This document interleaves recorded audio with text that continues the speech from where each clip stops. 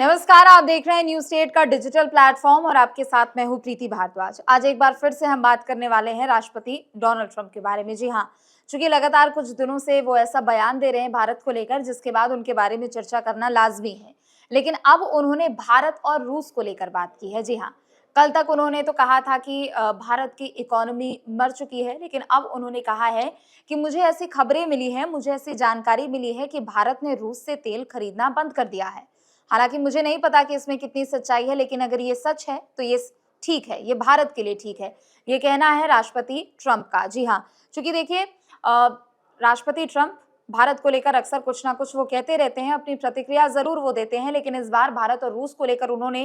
इतनी बड़ी बात कही है, लेकिन इस बात के पीछे की कितनी सच्चाई है वो अभी उसे मानने को तैयार नहीं है। वो कह रहे हैं कि मुझे नहीं पता कि इसमें भी कितनी सच्चाई है, लेकिन अगर ये बात सच होती है तो ये बहुत अच्छा है और ये बेहद ही ठीक है भारत के लिए। लेकिन दूसरी तरफ आपको ये भी बता दें कि दरअसल रॉयटर्स, जो कि एक मीडिया प्लेटफॉर्म है, उसके जरिए एक रिपोर्ट दी गई थी। 30 जुलाई की रिपोर्ट थी जिसमें साफ तौर पर ये दावा किया गया था कि भारत ने अमेरिका के दबाव में कीमत बढ़ने की वजह से रूस से तेल खरीदना अभी बंद कर दिया। हालांकि ये रिपोर्ट में दावा किया गया है, लेकिन दूसरी तरफ हमने कल देखा कि शुक्रवार शाम को विदेश मंत्रालय की ओर से प्रेस कॉन्फ्रेंस की गई थी, अलग अलग विषयों को लेकर उस पर अपनी बातें रखी गई थी। लेकिन रूस से भारत ने तेल खरीदना बंद किया है या फिर कम किया है, इसके बारे में कोई स्पष्ट बात नहीं बताई गई है और अभी इस दावे को लेकर कोई स्पष्ट जानकारी नहीं दी गई है। लेकिन रॉयटर्स की ओर से यह दावा किया गया है कि भारतीय कंपनियों को कम फायदा मिल रहा था, यानी जो छूट दी जा रही थी रूस की ओर से भारतीय कंपनियों को लेकर, वो छूट दरअसल कम हो गई थी, जिसके कारण ये बड़ा फैसला लिया गया। तो देखिए, साफ तौर पर जो 30 जुलाई को एक रिपोर्ट लिखी गई थी, उस रिपोर्ट में ये बताया गया था कि जो भारतीय तेल कंपनियां हैं, जो इंडियन ऑयल कंपनीज है, साफ तौर पर चाहे जिस भी अलग अलग कंपनीज की अगर हम बात कर ले, चाहे वो हिंदुस्तान पेट्रोलियम हो, इंडियन ऑयल कॉरपोरेशन हो या फिर भारत पेट्रोलियम हो, इन सभी कंपनियों ने रूस से तेल खरीदना फिलहाल अभी कुछ समय के लिए कम कर दिया है, या फिर ये कह ले कि कुछ समय के लिए बंद कर दिया गया है। उसमें क्या दरअसल दावा किया गया है और किस कारण का हवाला दिया गया है वो भी आपको बता रहे। चूंकि ये जो इंडियन कंपनीज हैं, उनको जो रूस की तरफ से छूट मिल रही थी तेल आयात करने में, वो छूट उनको कम मिल रही थी और इसके अलावा जो शिपिंग चार्जेस से रिलेटेड या फिर शिपिंग टैक्सेस से रिलेटेड जो तमाम परेशानियां थी, वो उनकी ज्यादा बढ़ गई थी, जिसके बाद इंडियन ऑयल कंपनीज ने ये फैसला किया कि उसके बाद हम तेल वहां से आयात करवाना कम कर देंगे। हालांकि ये सिर्फ रॉयटर्स के अभी रिपोर्ट में दावा किया गया है, लेकिन दूसरी तरफ ये भी कहा गया था, चूंकि पिछले एक हफ्ते से तमाम तरह की गतिविधियां चल रही थी और ऐसे में कहीं ना कहीं अलग अलग प्लेटफॉर्म्स पर जो तमाम बातचीत हुई है, उसके जरिए ये स्पष्ट होता हुआ नजर आ रहा है कि इंडियन ऑयल कंपनीज जो है, उन्होंने रूस से तेल खरीदना फिलहाल के लिए बंद कर दिया गया है। लेकिन यह भी बताया गया है कि पिछले एक सप्ताह से रूस के कच्चे तेल की मांग अभी नहीं की गई है। नतीजन अभी इसके बारे में कुछ भी कहना जल्दबाजी होगा।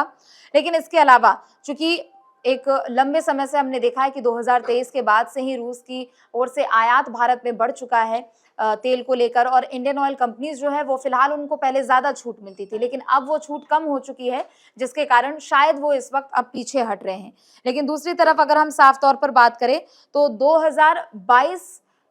के समय में, जो 2023 से जब तेल की आयात निर्यात की प्रक्रिया जब शुरू हुई थी रूस से, हालांकि भारत सबसे बड़ा आयातक है, तीसरा सबसे बड़ा आयातक है, तो जाहिर सी बात है कि जो छूट उस वक्त साल 2022 के समय में मिल रही थी, वो छूट इस वक्त यहाँ नहीं मिल रही है, जिसके कारण अभी शायद चर्चाएं हो रही है कि भारत अभी रूस से तेल नहीं खरीदेगा। उसके अलावा अगर हम इन तमाम विषयों को लेकर बात करें तो यहाँ पर ये बताया गया है कि जो रिफाइनरीज है, जहां से तेल आयात होता है, उनको अब ये डर है कि ये अगर प्रतिबंध लग जाएंगे तो कहीं ना कहीं जो हमारा ग्लोबल ट्रेड है, जो हमारा वैश्विक एक तरीके से जो हम ट्रेड करते हैं, जो व्यापार करते हैं, उसको कहीं ना कहीं काफी ज्यादा धक्का लगने वाला है, काफी बड़ा झटका भी उस तक पहुंचने वाला है। चूंकि यूरोपीय यूनियन रूसी तेल की अगर कीमतों की बात करें तो वो मूल्य से 15% कम करने की भी कोशिश कर रहा है। तो इतना बड़ा मार्जिन अगर कम करने की कोशिश की जाती है तो जाहिर सी बात है कि ग्लोबली भी व्यापार को लेकर डर जरूर सताएगा। उधर अगर भारतीय अधिकारियों की बात करें, चूंकि रॉयटर्स के रिपोर्ट में तमाम बड़े दावे किए गए हैं और ऐसे में भारत की भी ओर से ये उनका फर्ज बनता है कि अगर इस बात में कहीं से भी कुछ गलती है और इस बात में कुछ और सच्चाई है तो उसको भी सामने आके डिफेंड करने का काम भारत की ओर से किया जाना चाहिए। लेकिन भारतीय अधिकारियों की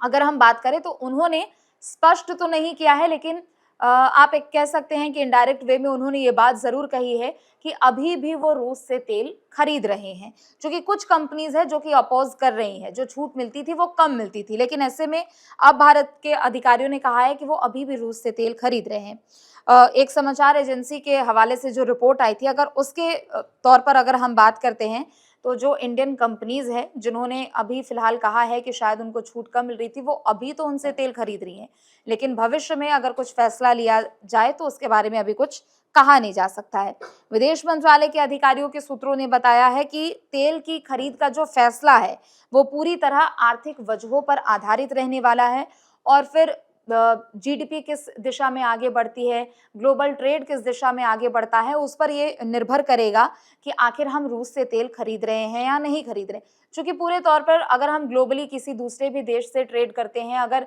दूसरे देशों से हम आयात निर्यात करते हैं, तो वहाँ के वो आर्थिकी पर निर्भर करता है, और ऐसे में अधिकारियों का कहना है कि आर्थिक वजहों पर आधारित होगा, चाहे वो तेल की कीमत हो, उसकी किस्म हो, मौजूदा भंडार हो, या फिर इसके अलावा लॉजिस्टिक सुविधा हो और दूसरी व्यावसायिक ज़रूरतें हो। इन सभी पर डिपेंड करता है कि भारत आगे आने वाले समय में रूस से तेल खरीदेगा या नहीं खरीदेगा। लेकिन हाँ, अधिकारियों का ये भी कहना है कि ये कहीं से भी सच नहीं है कि अमेरिका के दबाव में आकर भारत ने रूस से तेल खरीदना बंद कर दिया है। क्योंकि डोनाल्ड ट्रंप दावा तो वो कर रहे हैं, लेकिन उन्होंने कहा है कि मुझे अभी नहीं पता कि इन दावों में कितनी सच्चाई है। लेकिन रूस जो कि अलग अलग देशों से ट्रेड करता है, अलग अलग देशों को तेल बेचता है, तो ऐसे में रूस दुनिया का दूसरा सबसे बड़ा कच्चे तेल का निर्यातक आप एक तौर पर कह सकते हैं। लेकिन अगर हम भारत की बात करें, भारत की जितनी ज़रूरतें हैं वो सिर्फ उसका 10% का ही हिस्सा है।